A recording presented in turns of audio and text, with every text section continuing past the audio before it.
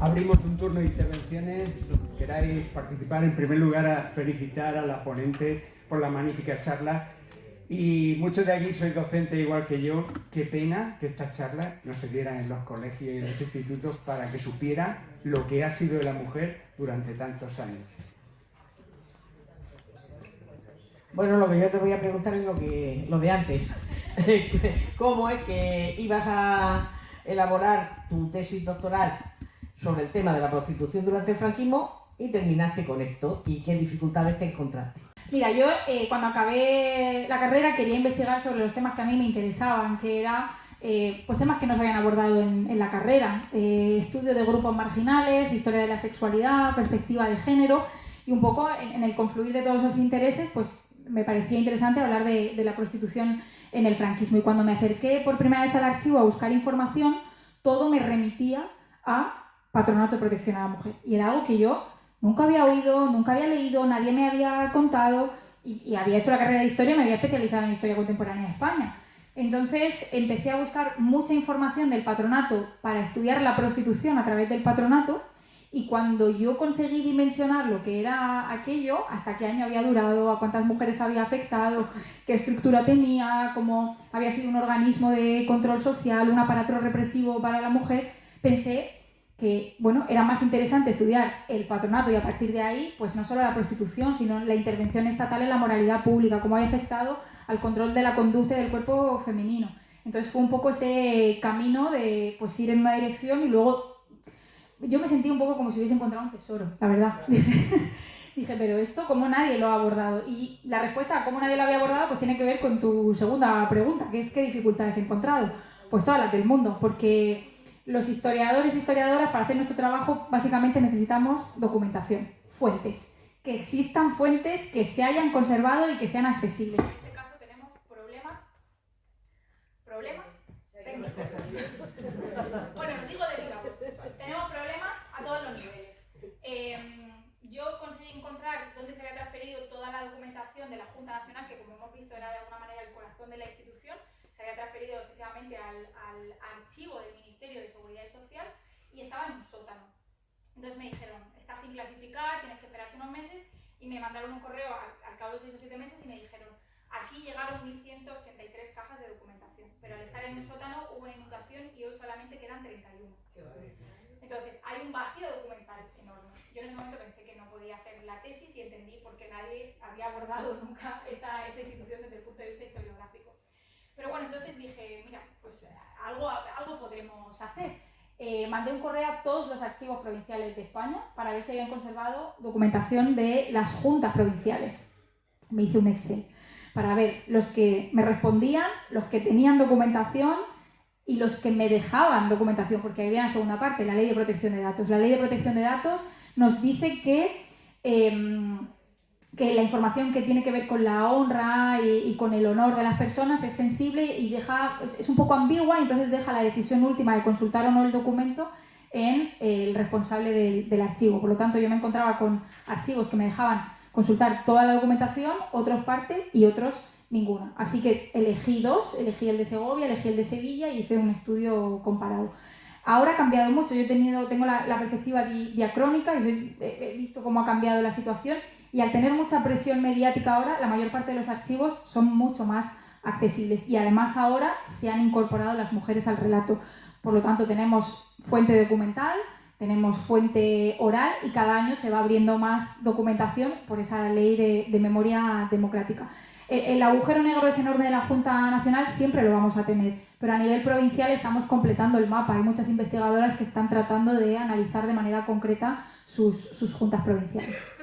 La pregunta lo que a mí me ha dejado así como muy en shock es que nosotros llegamos a un sistema democrático en el 75 y entre el 75 y el 85 seguía funcionando.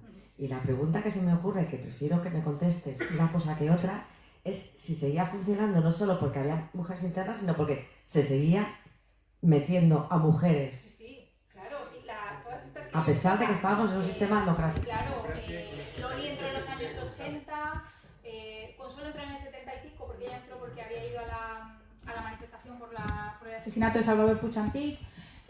pero la mayoría de las supervivientes que hay hoy son mujeres que entraron a partir del año 75. Bueno, tenemos a Paquita Beltrán, que tiene 90 y pico años, que entró en los años 50, tenemos de todas las décadas, pero la mayoría se internaron entre el 75 y el 85. Para mí el hecho de que de esa supervivencia de la institución tiene que ver con que las congregaciones religiosas formaban parte del paisaje social y cultural de España desde antes del franquismo, ¿no? Cuando se empiezan a desarticular los mecanismos de la dictadura franquista, se empieza a hacer con los más evidentes, ¿no? Digamos, pues sección femenina, ¿no? Cosas que todos tenemos como muy vinculadas a ese periodo y a ese proceso.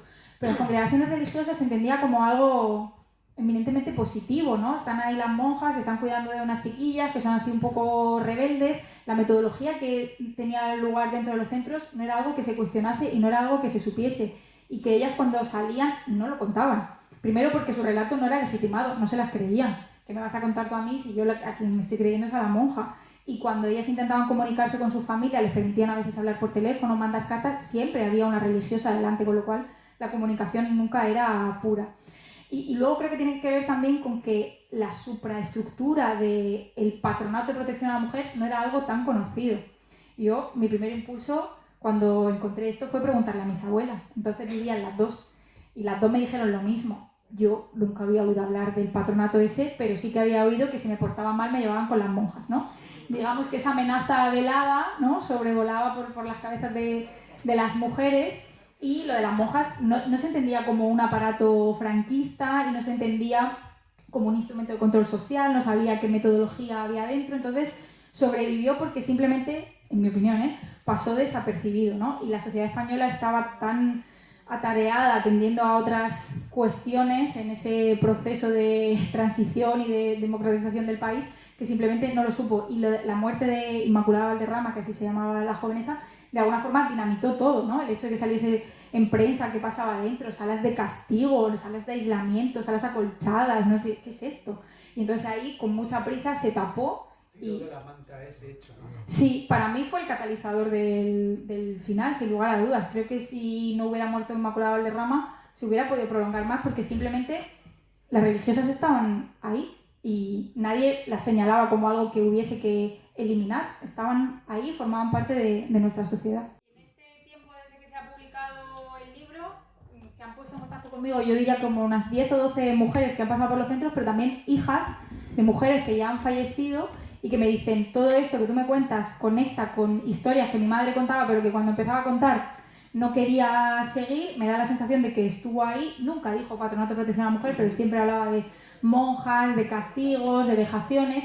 Y entonces me preguntan para cómo pueden tirar del hilo, cómo pueden encontrar el expediente, a qué tipo de archivos pueden acudir, ¿no? Hay como una generación que está empezando también a meterse en ese proceso de investigación. En primer lugar, darte las gracias que hubiera muchas mujeres como tú. Y en segundo lugar, la pregunta es la siguiente. Cuando has comentado que has pasado por los institutos y das clases y das las charlas y tal, ¿ves interés en la gente joven? En general, sí, tanto masculino como femenino. Bueno, a ver. No, sí. Mira, bueno, cuando llego a un instituto a una charla, pues lo primero son las caras de incredulidad de a ver qué viene a contar esta señora, menudo rollo de historia viene a contarnos. Y luego hay un proceso poco a poco, sobre todo cuando aparecen las fichas de las internas, cuando aparecen los testimonios de las supervivientes, que ya empiezas a conectar con ellos, pero sobre todo con ellas. En general, la percepción es para mí muy positiva. Luego se acercan, sobre todo chicas, a hablar conmigo. Creo que esto genera, pues sobre todo, sí, genera una especie de empatía generacional, ¿no? Te hace pensar en tu abuela, te hace pensar en tu madre, te hace pensar en la suerte que has tenido tú en nacer en determinado momento.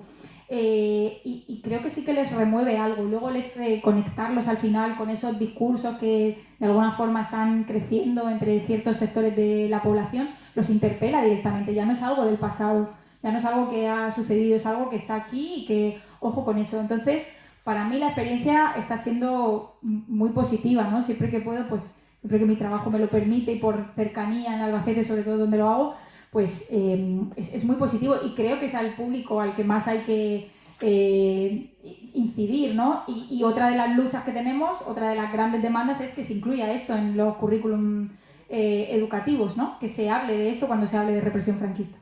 Bueno, en primer lugar, agradecerte la brillante exposición que has hecho del libro, aparte de agradecerte de que lo hayas hecho, ¿no? Pues fundamental. Vamos a ver, en esta última cuestión que se está diciendo, independientemente de quién gobierne o no esto, al final se trata de democracia. Y la democracia no funciona si cada uno de nosotros no aportamos la parte que nos corresponde. Eso como reflexión. Y lo que sí que quería, ya que has citado a tu abuela, yo no desvelaré nada, pero en el libro sí que cuenta, o a mí me pareció cuando lo leía, que te impactaba algunos datos que ellas te daban. Entonces, con esa sonrisa que se te crea, pues entiendo que mi percepción es la real. Entonces, si tú quieres dar algún dato más, lo das, y si no, lo dejaremos a que se lea el libro. Muchas gracias. Muchas gracias, porque ahí denota que se ha leído el libro. Efectivamente, yo hablé mucho, tuve la suerte de poder hablar mucho con mis abuelas, y esa abuela en concreto que tú mencionas era mi abuela de aquí de Cartagena. Y me dio algunas frases que yo luego pues he utilizado en el libro con mucho cariño y con mucho respeto, hablando no solamente pues del proceso de la institución o de cómo se conocía o cómo no se conocía, también de cuestiones más íntimas y que tienen que ver efectivamente con cómo se vivía la sexualidad. Lo vamos a dejar aquí así en el aire para que la gente tenga ganas de leerlo, pero sí, para mí es de las frases más cariñosas, ¿no? Y que con más cariño he utilizado en el libro, las referidas a mis abuelos.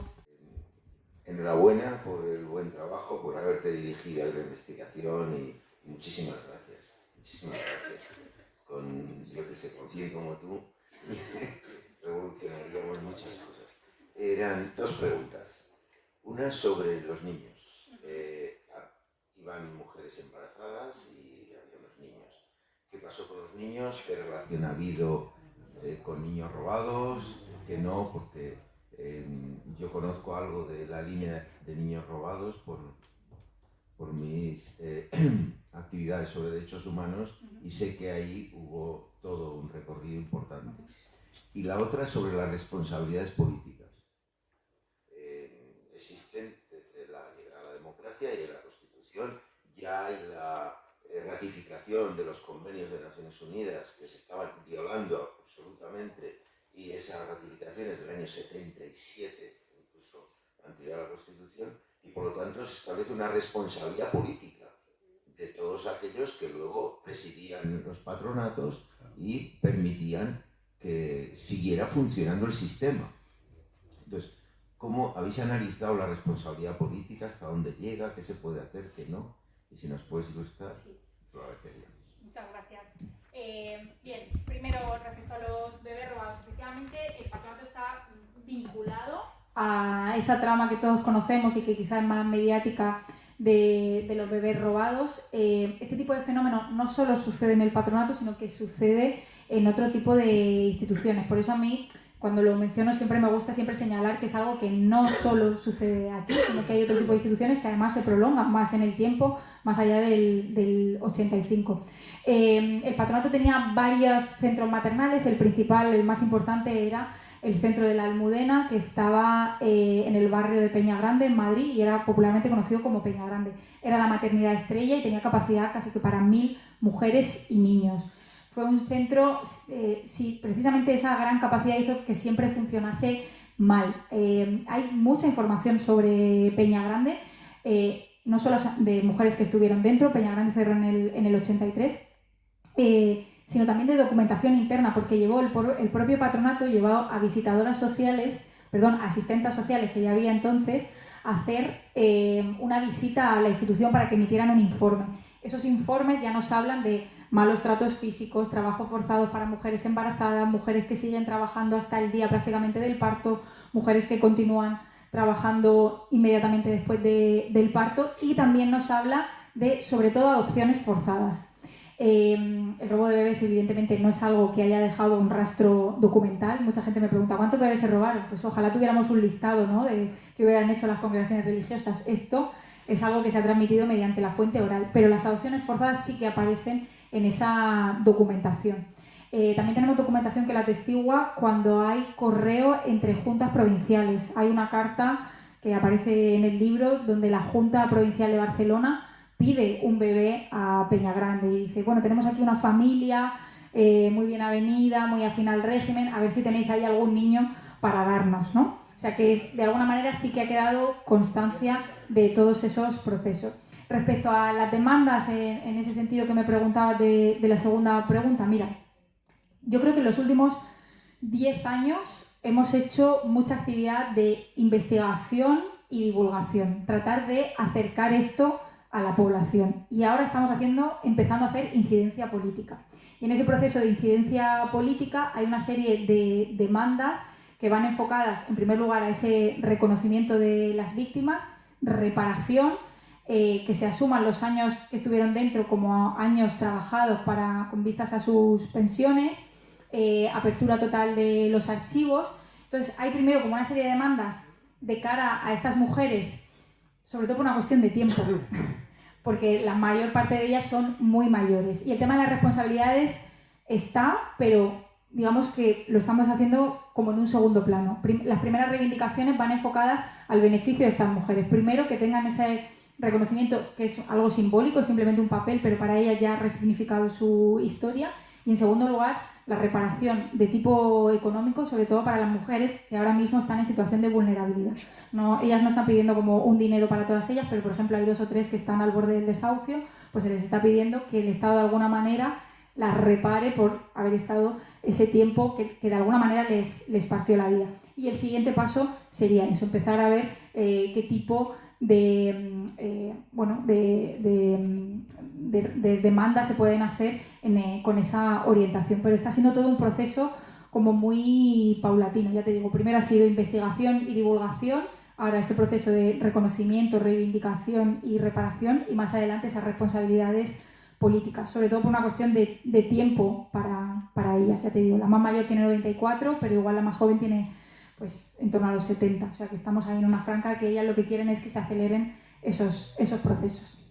Además, quería preguntarte si se sabe si la Iglesia, creo que las órdenes religiosas han hablado por los vaginis, ¿no?, intentando pedir perdón, pero la Iglesia como institución, el papado, ¿ha tomado carta en el asunto o por lo menos tiene constancia de todo lo que tú estás contándonos? Tiene constancia porque se lo hemos hecho llegar por parte del colectivo de investigadoras, pero la única respuesta ha sido a través de la CONFER.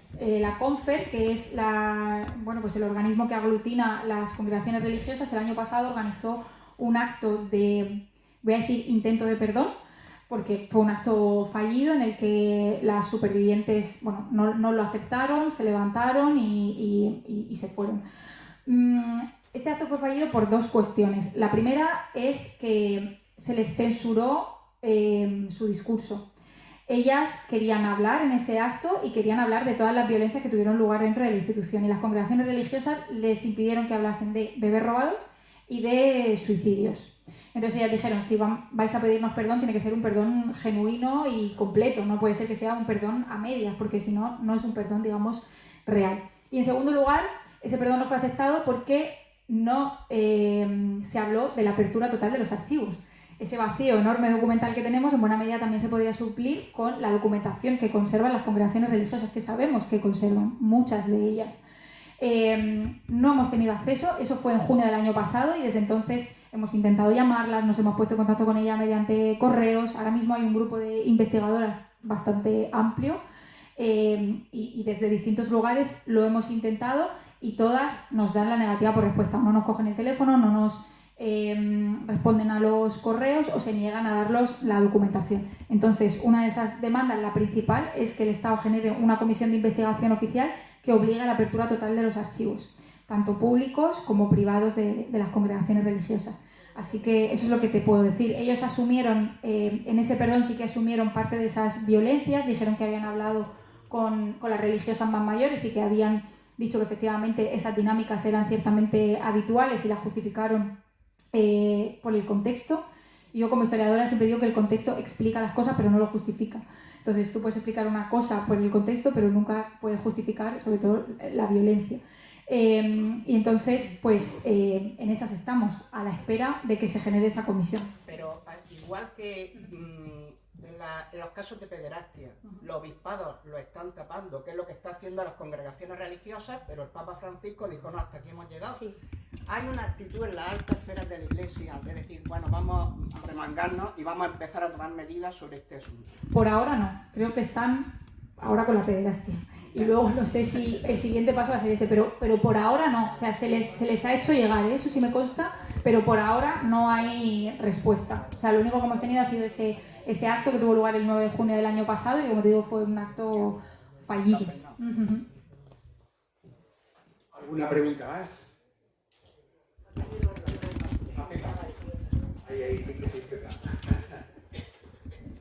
Es que como le tengo tanto cariño a las monjas, vamos a ver, tengo entendido, es que no recuerdo quién me lo dijo, que las oblatas y las adoratrices siguen recibiendo subvenciones para tareas similares, aunque no sean tan duros los encierros y todo eso. ¿Qué hay de eso? Mira, yo como historiadora hablo del periodo que me concierne. Yo no sé actualmente, o sea, sé que reciben dinero público, no a nivel estructural, como lo recibían a través del Patronato de Protección a la Mujer. Sé que reciben ciertas subvenciones y ciertas ayudas y que algunas congregaciones están dedicadas además a cosas muy concretas, algunas que han sido víctimas de tratas, otras que han sido víctimas de violencia de género, ¿no? Y que recogen a mujeres, también mujeres embarazadas. Entiendo que las dinámicas serán muy distintas a lo que hemos estado comentando ahora. Yo la situación actual de las congregaciones religiosas no lo sé, entonces no sé cómo funciona. Sí que sé que reciben subvenciones y que reciben premios, y de hecho hace un par de semanas le quitaron un premio, no sé si fue a adoratrices o a oblatas, de hecho le retiraron uno de los premios precisamente por no haber reconocido todo este proceso de violencia estructural a través de la institución. ¿Las subvenciones son religiosas por parte de la Iglesia Católica o por parte del Estado? Son por parte del Estado, eso sí, son por parte del Estado, pero quiero pensar que las dinámicas efectivamente son distintas, ¿no? Quiero pensar.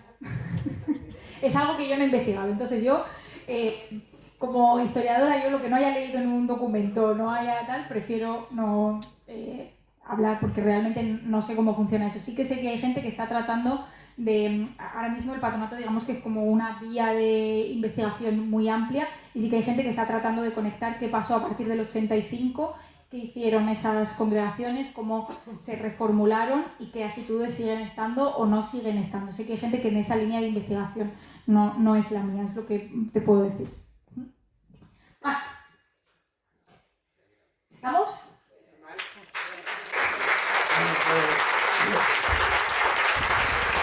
Agradecerle a Carmen una excelente conferencia que ha dado, yo creo que para muchos de nosotros desconocidos, y que sepáis que allí tiene su último libro, el que esté interesado en comprarlo, a lo mejor hasta se lo dedica. Efectivamente. Muchas gracias a todos vosotros y vosotras por la asistencia.